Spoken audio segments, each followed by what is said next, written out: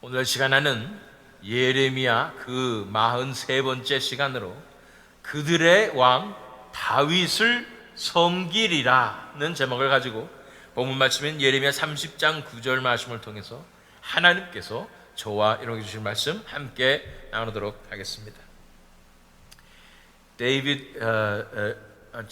레너드 레이븐힐 목사님의 책 Why Revival Tarries, 직역하면 왜 부흥이 늦어지는가라는 책입니다. 이 책에 의하면 많은 교회들이 부흥을 원하며 기도합니다. 그러나 부흥은 쉽게 오지 않습니다. 왜 부흥이 지연되겠습니까? 이유가 있다는 것입니다.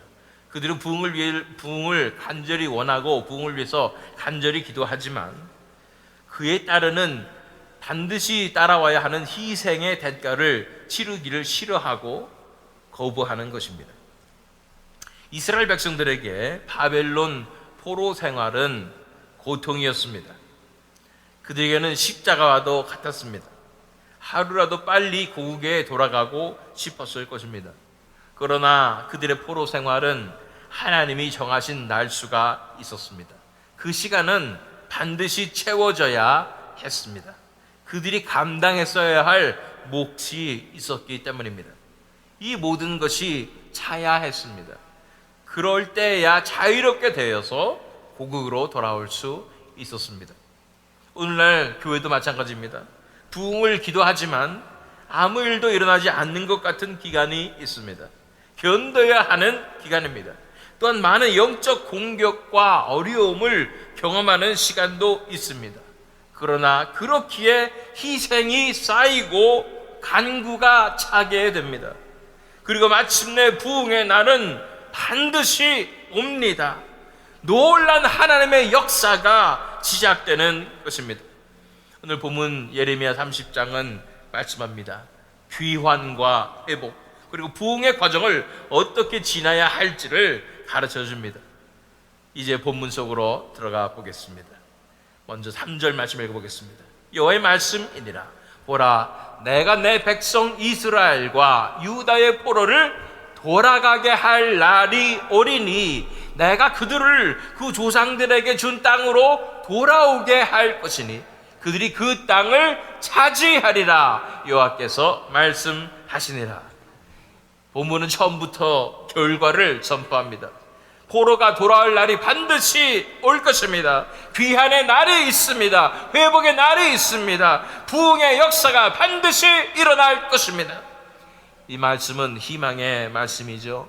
포로된 하나님의 백성들이 붙잡아야 할 약속인 것입니다. 29장에서 이미 말씀하셨습니다. 광야 생활은 재앙이 아니라 평안을 위한 것이라고요. 그리고 이 길 끝에서는 회복이 반드시 있다고 말씀해 주시는 것입니다. 그런데 질문이 하나 있습니다. 왜 하나님의 백성들이 이 바벨론 광야 과정을 지나야 했을까요?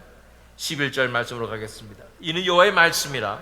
내가 너와 함께 있어 너를 구원할 것이라. 너를 흩었던 이 모든 이방을 내가 멸망시키리라. 그럴지라도 너만은 멸망시키지 아니하리라. 그러나 내가 법에 따라 너를 징계할 것이요 결코 무죄한 자로만 여기지는 아니하리라. 하나님 말씀하십니다. 이스라엘을 반드시 구원하시겠다고 말씀하시는 것입니다. 이스라엘을 괴롭혔던 이방 민족들을 멸하시겠다고 말씀하시는 것입니다. 그렇지만 이스라엘은 완전한 무죄가 아닙니다. 징계를 받을 수밖에 없습니다. 다른 민족은 다 멸망을 받습니다. 다 멸하시겠다고 말씀하시는 거예요. 그러나 이스라엘 백성만큼은 멸망이 아닌 징계로 끝나는 것을 보게 됩니다. 왜 하나님께서 차별되어 하시는 것 같을까요? 이스라엘 백성들이 특별하기 때문에 그럴까요? 다른 민족보다 뛰어나서 그런 것일까요? 오히려 이스라엘은 더 연약했습니다. 늘 우상에 빠지고 하나님을 배신하였습니다. 그럼에도 불구하고 하나님은 그들을 붙드셨습니다. 오직 하나님의 은혜 때문입니다. 하나님의 선택 때문입니다. 하나님의 부르심 때문인 것입니다. 오늘 우리도 마찬가지입니다. 우리는 세상 사람들보다 나은 자가 아닙니다. 오히려 더 부족하고 연약합니다. 그러나 하나님께서 우리를 택하셨습니다. 하나님께서 은혜를 부어주셨습니다. 그렇게 우리가 구원의 소망을 갖게 된 것입니다. 결국 광야 생활의 원인은 이스라엘의 죄악이었습니다. 그러나 멸망 대신에 주어진 것은 하나님의 놀라운 은혜의 징계였습니다. 그것이 은혜예요. 그래서 마땅히 감사했어야 하는 것입니다. 12절 13절 말씀 읽겠습니다. 여호와께서 이와 같이 말씀하시니라. 네 상처는 고칠 수 없고 네 부상은 중하도다. 네 송사를 처리할 재판관이 없고 네 상처에는 약도 없고 처방도 없도다. 이스라엘의 상처와 부상은 표면적으로 고통입니다. 하나님의 심판 때문에 생긴 그 결과처럼 보이는 것입니다. 그러나 더 깊은 원인이 있습니다. 그것은 바로 죄악입니다. 부패한 마음, 타락한 영혼에서 나온 그 이 증상이 바로 이 고통인 것입니다. 그 상처는 고칠 수 없는 상처였습니다. 약도 없고 처방도 없고 재판관도 없습니다. 절망적인 상태인 것입니다. 계속해서 14절 말씀 읽어보면 너를 사랑하던 자가 다 너를 잊고 찾지 아니하니 이는 네 악행이 많고 네 죄가 많기 때문에 나는 네 원수가 당할 고난을 네가 받게 하며 잔인한 징계를 내렸도다. 이스라엘을 사랑하던 자들, 즉 이방 나라들이 있었습니다. 그들이 이스라엘을 도왔었고 때로는 의지할 대상이 되었던 것입니다. 그러나 이제는 그들도 이스라엘을 찾지 않습니다. 악해도 너무 악해졌기 때문인 것입니다. 이스라엘 죄악이 너무나 많기 때문인 것입니다. 그래서 하나님은 말씀하십니다. 원수가 당할 고난마저 내게 받게 하겠다. 이방 나라가 받았어야 할 마땅한 징계까지 이스라엘에게 다 겪게 한다는 것입니다. 계속 15절 말씀 읽어보면 너는 어찌하여 네 상처 때문에 부르짖느냐? 네 고통이 심하도다. 네 악행이 많고 네 죄가 허다함으로 내가 이 일을 너에게 행하였느니라. 이스라엘은 고통스럽다고 부르짖습니다. 그러나 하나님은 말씀하십니다. 네 고통보다 먼저 기억해야 할 것이 있다고. 네 상처의 원인은 죄라는 사실인 것입니다. 징계는 아프고 고통스럽습니다. 그러나 지옥의 고통보다는 낫습니다. 우리는 예수 그리스도를 십자가에 못 박은 죄인들입니다. 이 사실을 기억한다면 어떠한 십자가도 우리에게 주어진 십자가도 무겁지 않습니다. 어떠한 고난도 견디지 못할 만큼 아프지 않습니다. 우리가 주님께 행한 그 일들을, 주님의 가슴에 못을 박은 그 순간들을, 그 배신한 모든 순간들을 기억한다면, 그래서 예수님께서 받으셨어야 할 그 아픔과 고난을, 그 십자가를 기억한다면 그 어떤 징계라도 달게 받아야 하는 것입니다. 그러나 하나님은 다시 소망을 주십니다. 17절 말씀입니다. 여호와의 말씀이니라 그들이 쫓겨난 자라 하매 시온을 찾는 자가 없은즉 내가 너의 상처로부터 새 살이 돋아나게 하여 너를 고쳐 주리라. 죄로 인한 상처는 치유 불가능했습니다. 의사도 없었습니다. 재판관도 없었습니다. 인간의 힘으로는 불가능했습니다. 그러나 하나님은 새 살을 돋게 하신다고 말씀하여 주시는 것입니다. 완전히 새로운 역사를 시작하여 주시는 것입니다. 하나님의 완전히 새로운 역사, 재생입니다. 재생을 영어로 하면 뭘까요? 이것이 바로 revival입니다. 부흥이라는 거예요. 다시 일어선다는 얘기입니다. 옛 생명이 죽고 새 생명이 돋아납니다. 이것은 하나님의 전적인 은혜인 것입니다. 창조주 하나님만이 하실 수 있는 놀라운 역사인 것입니다. 그 누구나 이 재생의 은혜를 받아야 합니다. 우리 가지고 있는 이 상처는 도저히 고쳤을 수가 없습니다. 의원도 없습니다. 재판관도 없습니다. 그래서 우리가 이것을 붙잡고 이걸로 뭘 해보려고 해서는 안 되는 것입니다. 하나님의 놀라운 신적인 역사가 우리 삶 가운데 일어나야 하는 것입니다. 그것은 우리에게 새 살을 돋게 하시는 것입니다. 새 생명을 부어주시는 것입니다. 재생시켜 주시는 것입니다. 리바이벌, 부흥의 역사가 우리 삶 가운데, 우리 마음 가운데 일어나야 살 수가 있는 것입니다. 이것이 구원이며 이것이 복음인 것을 믿습니다. 이제 하나님은 말씀하십니다. 상처만 고치시는 것이 아니고 이스라엘을 멍에에서 해방시켜 주시는 것입니다. 8절 말씀 보도록 하겠습니다. 만군의 여호와의 말씀이라. 그날에 내가 네 목에서 그 멍에를 꺾어버리며 내 포박을 끊으리니 다시는 이방인을 섬기지 않으리라. 할렐루야. 이스라엘의 목에 있었던 멍에가 꺾여버립니다. 포박이 끊어져 버립니다. 자유케 되는 것입니다. 이 멍에는 언제 시작됐나요? 우리 27장에서 살펴본 적이 있습니다. 27장 12절 말씀 보겠습니다. 내가 이 모든 말씀대로 유다의 왕 시드기야에게 전하여 이르되 왕과 백성은 바벨론 왕의 멍에를 목에 메고 그와 그의 백성을 섬기소서. 그리하면 사실이라. 하나님께서 예레미야에게 목에 멍에를 매라고 말씀하시면서 이것이 무엇을 상징하냐면 이 바벨론 왕의 멍에라고 얘기하신 것을 기억하시죠. 그런데 이것을 하냐냐 선지자가 임의로 꺾어버리고 하나님이 그래서 오히려 새 멍에를 주시겠다 말씀하셨던 그 멍에인 것입니다. 그 무거운 멍에를 이제 하나님께서 친히 꺾어버리시는 것입니다. 그 멍에를 거부하면 새 멍에가 오지만 그 멍에를 견뎌내고 이제 하나님께 순종하며 나아갈 때 하나님께서 그 멍에를 꺾으시는 그날이 반드시 오게 되는 것입니다. 그 묶였던 결박, 포박을 끊어버리십니다. 잠시 동안은 하나님의 목적이 있으셔서 그래서 묶여 있었지만 이제는 자유입니다. 이것이 복음입니다. 율법이 우리를 묶었습니다. 그러나 이제 믿음으로 자유케 된 것입니다. 갈라디아서 3장 23절로 24절 말씀. 믿음이 오기 전에 우리는 율법 아래에 매인 바 되고 계시될 믿음의 때까지 갇혔느니라. 이같이 율법이 우리를 그리스도께로 인도하는 초등교사가 되어 우리로 하여금 믿음으로 말미암아 의롭다함을 얻게 하려 함이라. 잠시 동안에는 율법이 우리를 주관하였고 얽매임이 우리를 주관하였습니다. 그러나 믿음이 주어지는 것입니다. 은혜로 믿음이 주어지는 것입니다. 복음이 주어지는 것입니다. 그로 말미암아 우리는 자유케 되는 것입니다. 이 죄의 멍에서 율법의 멍에서 우리는 자유케 되는 것입니다.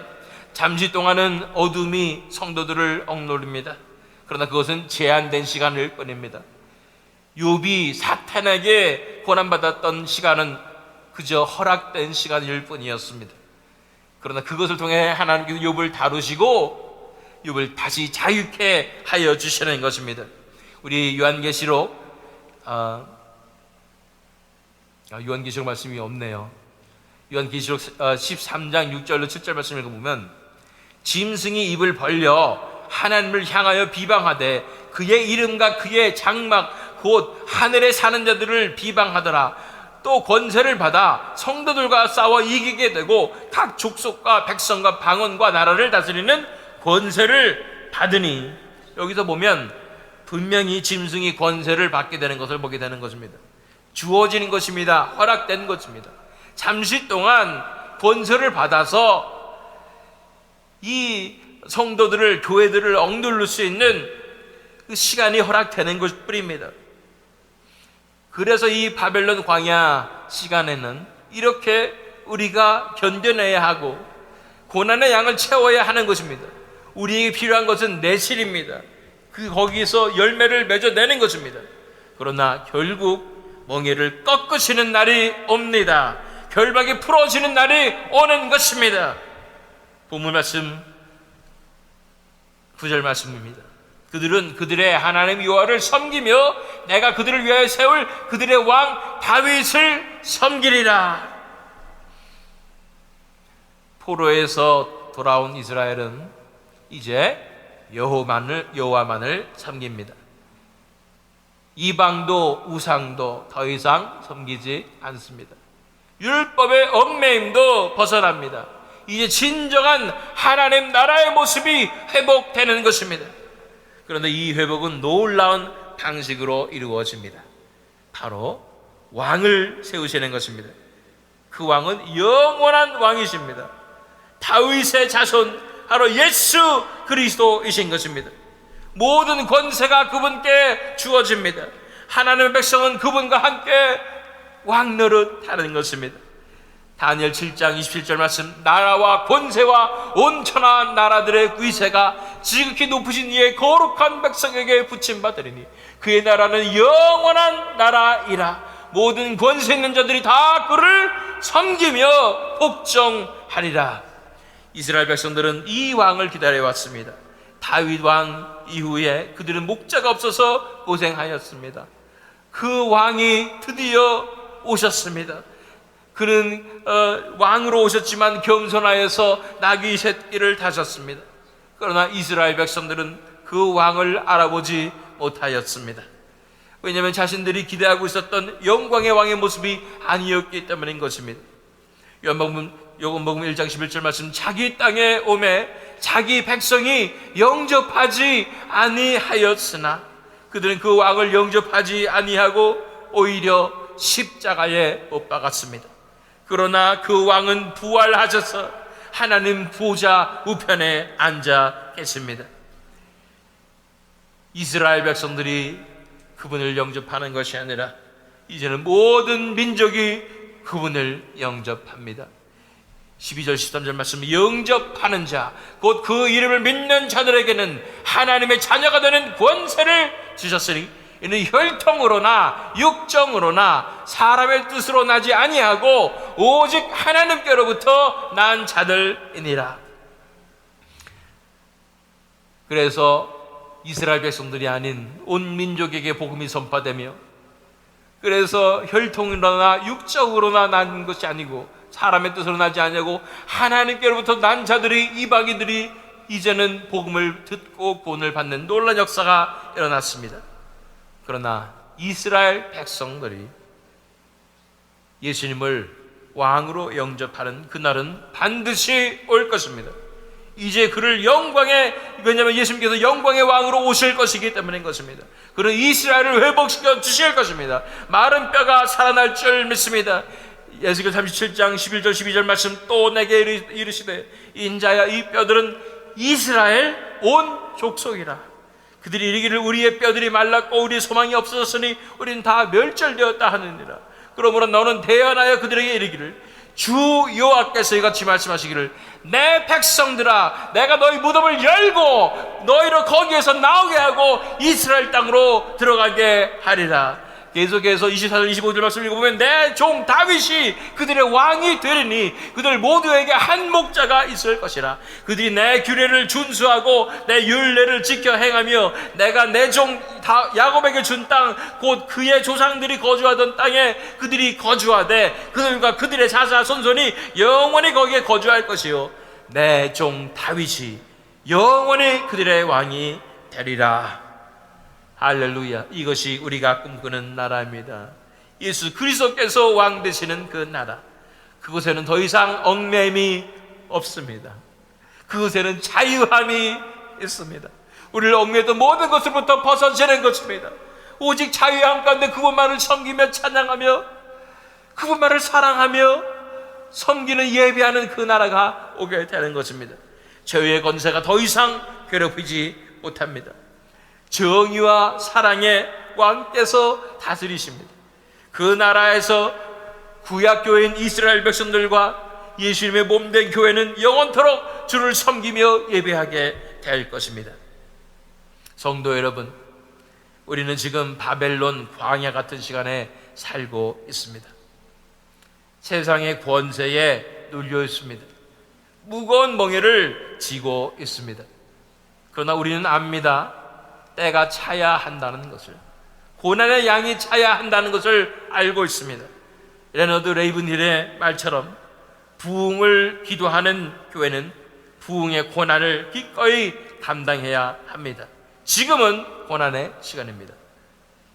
그러나 이 시간은 부흥의 양을 채우는 시간입니다.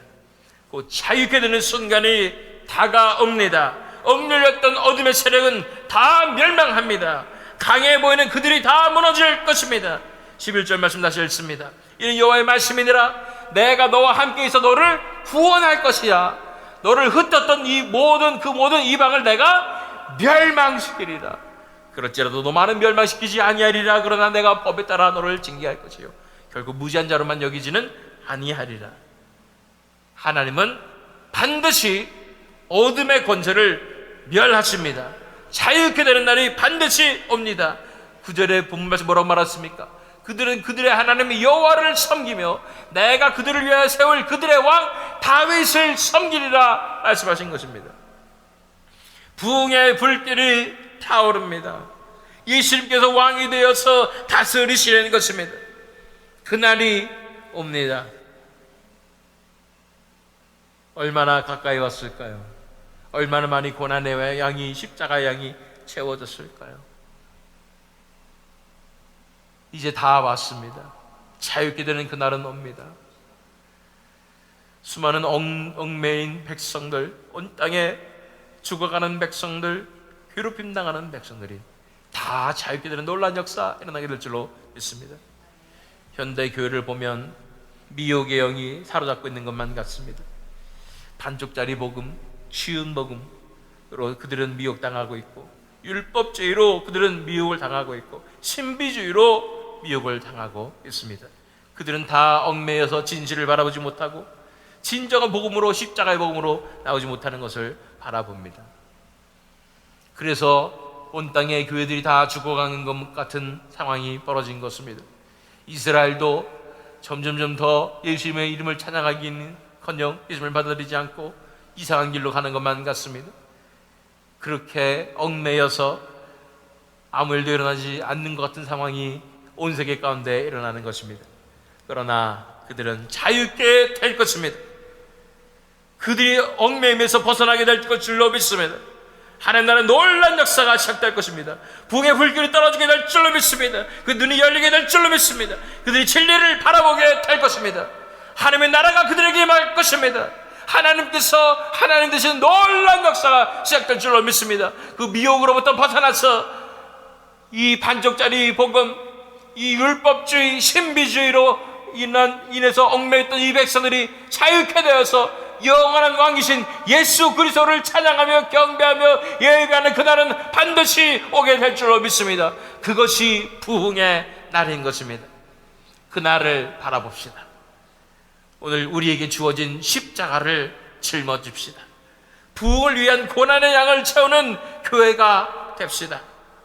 그러나 끝까지 믿음으로 견뎌내며 승리하며 그날이 임하는 것을 바라보며 다 함께 기뻐하며 하나님께 영광 돌리시는 저와 여러분 되시기를, 이 새믿음 장로교 되기를 예수 그리스도 이름으로 축원합니다.